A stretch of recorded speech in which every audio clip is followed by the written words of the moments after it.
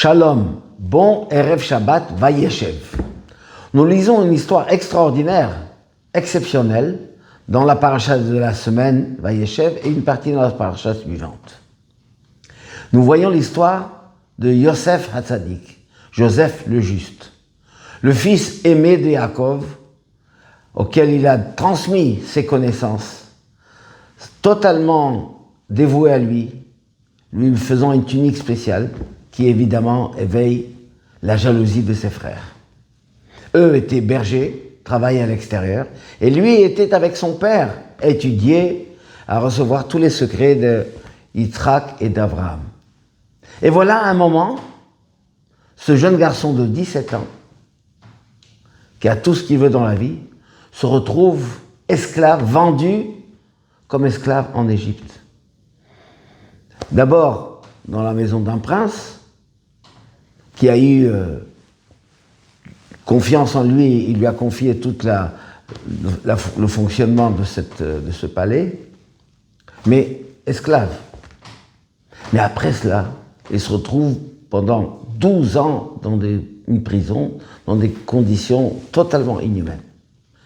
Donc en fait, d'une meilleure condition sociale, matérielle et spirituelle, il se retrouve dans un pays d'Égypte qui était le plus bas niveau, au niveau des mœurs, un pays de corruption morale, matérielle et spirituelle. Tout le contraire de ce qu'il était avant.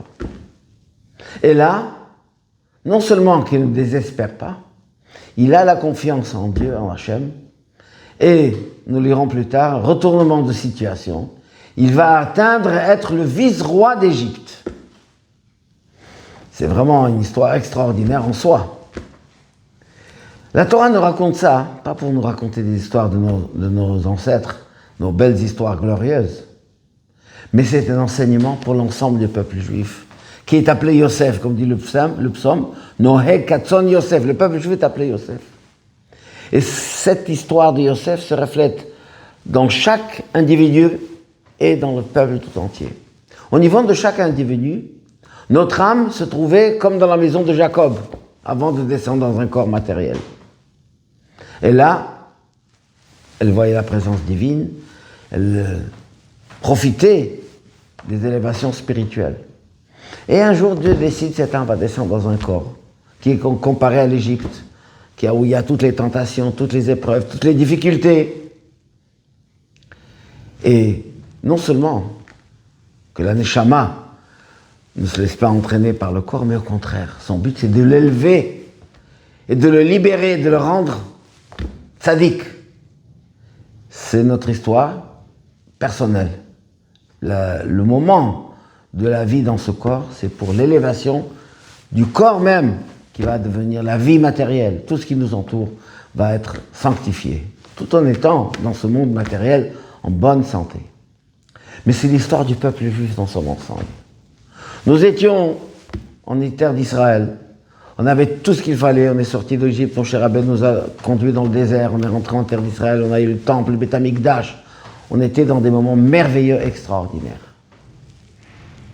Et après, il y a eu le premier temple qui a été détruit, nous sommes revenus un moment après.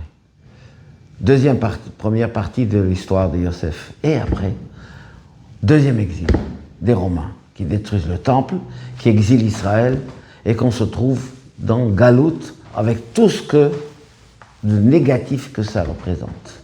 Et là, on peut se dire, eh bien, pourquoi nous sommes là? Pourquoi on est dans cette situation? Est-ce qu'on va s'en sortir un jour? Eh bien, réponse justement à l'histoire de Yosef. Comme c'est dit le texte, d'esclave à roi. On est passé dans une situation très difficile dans notre exil, surtout récemment. Maintenant, Baruch Hashem, on sait, l'histoire de Yosef nous apprend que nous allons nous en sortir. On va s'en sortir. Et on se prépare avec Simcha au jour des fêtes de Hanouka. Shabbat Shalom et Hanouka Sameach.